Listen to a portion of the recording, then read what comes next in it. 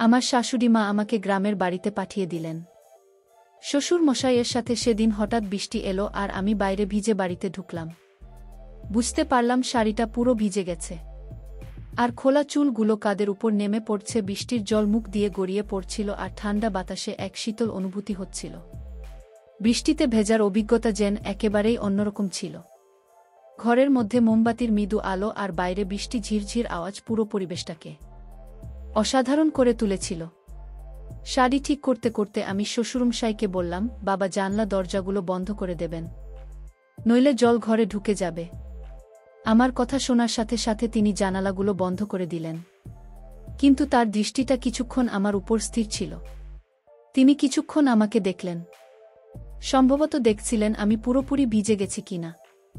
আমি তার এই দেখাটা অনুভব করলাম, কিন্তু কিছু না দেখার ভান করে বললাম, বাবা মোমবাতিটা নিয়ে উপরের ঘরে চলুন, যেন আমি কাপড় বদলাতে পারি আর একটু আরামে বসতে পারি। শ্বশুরমশাই কিছুক্ষণ পরে তার দৃষ্টি সরিয়ে নিয়ে বললেন, ঠিক আছে বোমা, চলে উপরের ঘরে যাই। আমরা দুজন উপরের ঘরে গেলাম। তারপর আমি বাথরুমে গিয়ে বাবাকে ডেকে বললাম, বাবা এখানে এতগুলো কল কেন খোলা রাখছে, আপনি এখানে দেখুন এবং জল বন্ধ করুন। শ্বশুর বা বাথরুমে এসে দলগুলো বন্ধ করতে লাগলেন। ঠিক তখনই আমার বাবা হঠাৎ চলে গেল আর আমাকে তখনই ধরে ফেললেন। আমার মনে তখন বেশ অস্বস্তি হচ্ছিল, কিন্তু আমরা দ্রুত পরিস্থিতি সামলে নিলাম। শ্বশুরমশাই আমাকে বাথরুমে তার নিজের ইচ্ছামতো বাকিটা গল্পটা শোনাচ্ছি। তাহলে চলুন মূল ঘটনাটি শুরু করি। বন্ধুরা, মূল ঘটনাটি শুরু করার আগে তোমাদের কাছে একটা অনুরোধ, তোমরা আমার চ্যানেলটিকে সাবস্ক্রাইব করে পাশে থাকবে। যাই হোক, এমন সময় আমার শাশুড়িমার ফোন এল। আমি আগে থেকেই বুঝতে পারছিলাম যে কিছু একটা গুরুত্বপূর্ণ কথা হবে, কারণ তিনি সাধারণত তেমন কোনো কারণ ছাড়া এত তাড়াতাড়ি আমাকে ফোন করেন না। আমি তখন অফিসে ছিলাম। আমি ফোনটা তুলে নিলাম এবং তারপরে হালকা লক্ষ্য করলাম। তিনি সরাসরি বললেন, বোমা, তোমাকে তোমার শ্বশুরের সাথে গ্রামে যেতে হবে, অনেক গুরুত্বপূর্ণ কাজ আছে। আমার শাশুড়িমার কথা শুনে আমি একটু অবাক হয়ে গেলাম। আমার মাথায় তখন এই ভাবনা এল, কেন তিনি নিজে যাচ্ছেন না, আর কেন আমাকে যেতে হবে? আমি শান্তভাবে বললাম, শাশুড়িমা, আপনি এবং আপনার ছেলে কি একসাথে যেতে পারতেন না? আমার অফিসের কাজ হয়েছে। শাশুড়িমা একটু গম্ভীর হয়ে বললেন, বৌমা, তুমি তো জানো আমি যখনই বাইরে যাই আমার শরীরটা ভালো থাকে না, আর তোমার স্বামী সবসময় নিজের কাজে ব্যস্ত থাকে বা তার বন্ধুদের সাথে সময় কাটায়। ওকে বোঝানোর চেষ্টা করেও কোনো লাভ হয় না, তাই আমি তোমার উপরে ভরসা করেই। বৌমা, তার কথা একটা সত্যতা ছিল। আমার স্বামী সত্যিই তার বন্ধুদের সাথে সময় কাটাতে বেশি পছন্দ করতেন, আর বাড়ির কাজের ব্যাপারে তার কোনো আগ্রহ ছিল না। পরিস্থিতি বুঝে আমি শাশুড়ি মাকে বললাম, ঠিক আছে শাশুড়িমা, আপনি যেমন চান। শাশুড়িমা তখন শান্তভাবে বললেন, বোমা, তোমাকে প্রপার্টির কাজ দেখাশোনার জন্য যেতে হবে। এটা খুব জরুরি আর তুমি ঠিকভাবে সামলে নিতে পারবে শ্বশুরের সাথে। সোমবার থেকে বুধবার পর্যন্ত সেখানে থাকলেই চলবে। বৃহস্পতিবার কাজ শেষ করে তুমি শুক্রবার বা শনিবার বাড়ি ফিরে আসতে পারবে। আমি তাকে আশ্বস্ত করে বললাম, ঠিক আছে শাশুড়িমা, আপনি চিন্তা করবেন না, আমি বাবার সাথে চলে যাব। আমি দ্রুত সিদ্ধান্ত নিলাম এবং ভাবতে লাগলাম যে গ্রামের বাড়িতে যাব আমার জন্য একটি নতুন অভিজ্ঞতা হতে পারে। আসলে অনেকদিন ধরেই আমি বাড়ি আর অফিসের কাজের মধ্যে আটকে ছিলাম, তাই একটা বিরতির প্রয়োজন অনুভব করছিলাম। শাশুড়ি মা ঠিকই বলেছিলেন, গ্রামের বাড়িটা বেশ সুন্দর এবং সুন্দর ছিল। হয়তো এই পরিবর্তন আমার জন্য একটু নতুনত্ব নিয়ে আসবে। তো বন্ধুরা, এবার আমি আপনাদের আমার শ্বশুরের ব্যাপারে বলি, মানে আমার শ্বশুরমশাইয়ের ব্যাপারে। আমার শ্বশুরমশাইয়ের বয়স প্রায় 65 বছর হবে, কিন্তু তিনি এই বয়সেও বেশ শক্ত, সমর্থ এবং পরিশ্রমী। আমাদের ব্যবসার শুরু থেকে ভালোই চলছে, তাই আমাদের পরিবারে কোনো কিছুরই অভাব নেই। আমাদের বাড়িতে গাড়ি, চাকর বাকর এবং বড় একটা গ্রামের বাড়ির সবই আছে। আমার একটা মেয়ে আছে, তবে সেই টেস্টের পদ্ধতির মাধ্যমে জন্মেছে। হ্যাঁ, আমার মেয়ে আমার স্বামীর মাধ্যমে জন্মায়নি, কারণ আমার স্বামীর সেই ক্ষমতা নেই। এই সত্যটিকে বল আমি এবং আমার শ্বশুরমশাই জানেন, বাড়ির অন্য কেউ, এমনকি আমার শাশুড়ি মা ও এ ব্যাপারে কিছু জানেন না। যখন শাশুড়ি মা আমাকে গ্রামের বাড়িতে যেতে বলেছিলেন, আমি ভেতর থেকে একটু খুশি হয়েছিলাম। আমি পরের দিন গ্রামের বাড়িতে যাওয়ার প্রস্তুতি নিতে শুরু করলাম। এরপর আমি আমার শ্বশুরমশাই ঘরে গেলাম। আমাদের বাড়িতে সবসময় একটি নিয়ম ছিল যে মহিলারা বাড়ির ভেতর মাথায় শাড়ির আঁচল রাখবে। আমাদের বাড়ির নিয়ম ছিল যে কোনো পুরুষের সামনে মাথার আঁচল ছাড়া থাকা ঠিক নয়।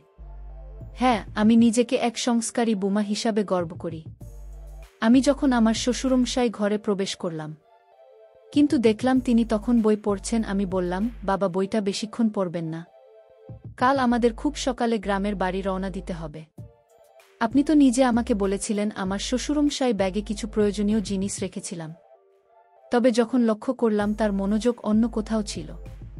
তিনি বইয়ের দিকে না তাকিয়ে অন্য দিকে দেখছিলেন। একটা বিষয় বলা হয়নি, আমার নাম শ্রেয়া। আমি একজন সাধারণ কিন্তু আত্মবিশ্বাসী নারী যে একটি সুশীল পরিবার থেকে এসেছে। আমার বয়স 25 বছর, উচ্চতা 5 ফুট 2 ইঞ্চি, এবং আমি একটু স্বাস্থ্যবান। আমার গায়ের রং ফর্সা। আমি একজন সাধারণ মেয়ে যে পরিবার ও সমাজের নিয়মের মধ্যে জীবনযাপন করেছি। কিন্তু এবার গল্পে কিছু একটা আলাদা ঘটছে, এমন কিছু যা আমার জীবনে এক নতুন নোট নিয়ে এসেছে, যা আমি কখনো স্বপ্নেও ভাবতে পারিনি। আমরা দুপুরের পরে একটু দেরিতে রওনা হলাম। আমরা গাড়িতে যাচ্ছিলাম, আর আমার শ্বশুরমশাই গাড়ি চালাচ্ছিলেন। ট্রাফিকের কারণে আমরা সন্ধে 6টার দিকে গ্রামে পৌঁছলাম। সেখানে আমাদের একটি ছোট সুন্দর বাড়ি আছে, যা একটি ছোট পাহাড়ের উপরে অবস্থিত। যদিও পাহাড়ে অবস্থিত, গাড়ির সহজে সেখানে যেতে পারে। বাড়িটি একতলা, চারপাশে সুন্দর পাহাড়ি ঠান্ডা বাতাস বইছিল। আমাদের কিছু আত্মীয় সেখানে ছিল, তাই তারা আমাদের রাতের খাবারের জন্য আমন্ত্রণ জানিয়েছিলেন। সেখানে আমাদের বাড়ির দেখাশোনা করার জন্য সজীব নামের একজন কর্মচারীও ছিল, কিন্তু তার বাড়ির কোনো একজনের শরীর খারাপ হয়। সে পরদিন সকালে বাড়ি ফিরতে চাইছিল, আর শ্বশুরমশাই তাকে গ্রামের বাড়িতে যাওয়ার অনুমতি দিয়েছিলেন। বাইরে তখন বৃষ্টি হচ্ছিল, আর আমরা আত্মীয়ের বাড়িতে রাতের খাবার খেতে লাগলাম। আমরা খাওয়া দাওয়া সব আয়োজন সেখানেই করেছিলাম। কিছুক্ষণের মধ্যেই আমার বর শাশুড়ি মা এলেন, এবং আমাদের মধ্যে কিছু পারিবারিক আলোচনা হলো, যা সাধারণত পরিবারেই হয়ে থাকে। সেই রাতে বর শাশুড়ি মা আমাদের বাড়িতে থেকেছিলেন। আমার শ্বশুরমশাই এবং বর শাশুড়ি মা স্বামী একসাথে বসে তাদের বাড়িতে দিক করছিলেন। সোমবার এভাবেই শেষ হল। পরের দিন মঙ্গলবার শ্বশুরমশাই তার কাজে বেরিয়ে গেলেন, আর আমি বর শাশুড়ি মায়ের সাথে ছিলাম। সেই রাতে আমরা বর শাশুড়ি মায়ের বাড়িতে রাতে খাবার খেলাম, এবং আমার শ্বশুরমশাই আবারও বর শাশুড়ি মা স্বামীর সাথে বসে ড্রিঙ্ক করছিলেন।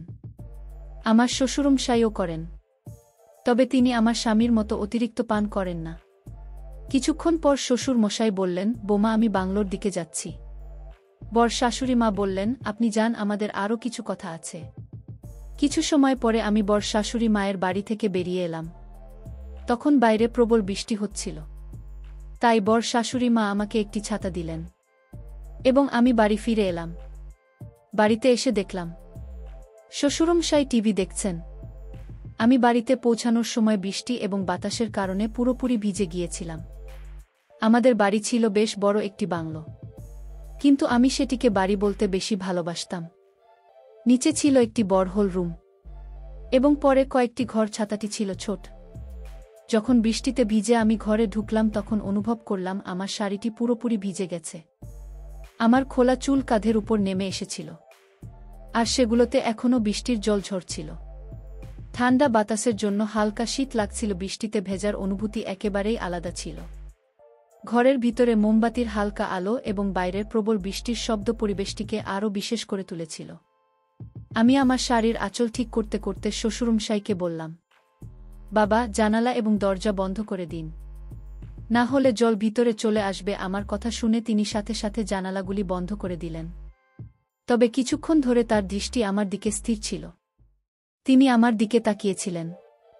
আমি সম্পূর্ণ ভিজে গিয়েছে কি না তার সেই নজর আমার একটু অস্বস্তি লাগল। আমি সেটাকে উপেক্ষা করে বললাম, বাবা, মোমবাতি নিয়ে উপরের ঘরে চলুন। কিছুক্ষণ পরে শ্বশুরমশাই তার দৃষ্টি সরিয়ে নিলেন, এবং সম্মতি জানিয়ে বললেন, ঠিক আছে বোমা, চল উপরের ঘরে যাই। আমি এবং শ্বশুরমশাই উপরের ঘরে চলে গেলাম। এরপর আমি বাথরুমে ঢুকে বললাম, তা বুঝি এখানে এতগুলো পানির ট্যাঙ্ক কেন খোলা আছে? আপনি একটু দেখুন এবং এগুলো বন্ধ করে দিন, না হলে এভাবে পানিগুলো অপচয় হচ্ছে। শ্বশুর মশাই বাথরুমে এলেন এবং ক্যাম্পগুলো বন্ধ করতে শুরু করলেন। দেখলাম শ্বশুরমশাই নির্ভয়ে আমার দিকে তাকিয়ে আছেন, যেন ভয়ে আছেন।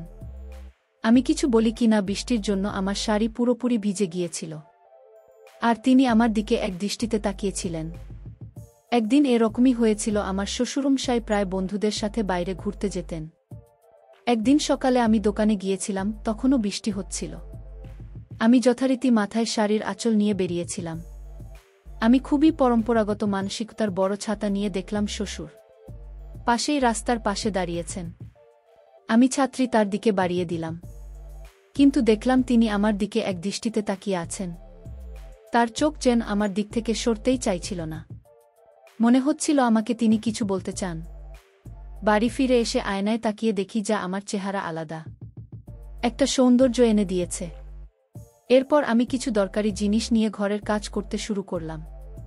আমি কাজ করতে করতে ভাবছিলাম এটা বেশ মজার বিষয় যে এমন একটা পরিস্থিতিতে নিজেকে খুঁজে পাচ্ছি। তাই ইচ্ছে করে শ্বশুরমশাই সামনে দিয়ে আসা যাওয়া করছিলাম, আর আমি আমার উপস্থিতি তার নজরে আনতে চেষ্টা করতাম। শ্বশুরমশাইও মাঝে মাঝে তাকিয়ে দেখতেন, আর কিছুটা হাসি মুখে তার অভিব্যক্তি লক্ষ্য করতাম। আবার কিছুক্ষণ পর শ্বশুরমশাই ঘরে ফিরে এলেন। সেখানে আমি শাড়ি বদলাতে গেলাম। শ্বশুরমশাই তখন বারান্দায় বসে বিশ্রাম নিচ্ছিলেন। দরজা সামান্য খোলা রেখেছিলাম কারণ ঘরে একটু বাতাস আসার দরকার ছিল। শ্বশুরমশাইও বাইরে বসেছিলেন, তবে তার উপস্থিতি তেমন গুরুত্ব দিচ্ছিলাম। আমার শাড়ি বদলানোর সময় আমি পুরোপুরি নিজের কাজে মনোযোগ দিচ্ছিলাম, যদিও ঘরের পরিবেশে একটা অন্যরকম মৃদু অস্বস্তি টের পাচ্ছিলাম, কিন্তু এটিকে খুব সাধারণভাবে নিলাম এবং আমি কাজ চালিয়ে গেলাম। আমি লক্ষ্য করেছিলাম শ্বশুর আব্বা তখন বারান্দায় বসে বিশ্রাম নিচ্ছিলেন। আমি বুঝতে পারছিলাম যে তিনি আমার কিছু কাজ খেয়াল করছিলেন। তিনি এটা কিছুটা ঠিক করেছিলেন। ঘরটি কিছুটা অন্ধকার ছিল, তবে মোমবাতির নরম আলো ঘরের পরিবেশকে একটু আলাদা করে তুলেছিল।